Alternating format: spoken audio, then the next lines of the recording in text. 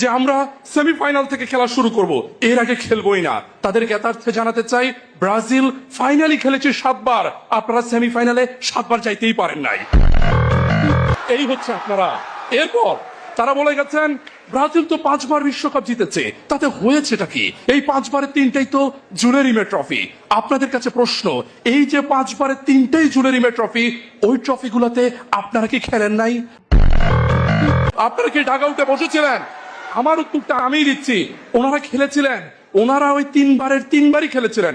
থুক্কু, ওনারা 3 বার খেলতে পারেন নাই, ওনারা 2 বার খেলছিলেন। একবার কেন বলবেন না? 1970 সাল, 1970 সালের জুলেরিমে ট্রফিতে চ্যাম্পিয়ন হয়েছিল ব্রাজিল, আর্জেন্টিনা খেলতেই পারে নাই। না না, আরে আপনারা অস্থির হবেন না, আপনারা অস্থির হবেন না। আপনারা ভাববেন না যে আর্জেন্টিনার কোনো খেলোয়াড় মনে পায়ে ব্যথা পেয়েছিল। ঘটনা সেটা না। ঘটনা দক্ষিণ আমেরিকাতে বাছাই পর্ব হয়েছিল।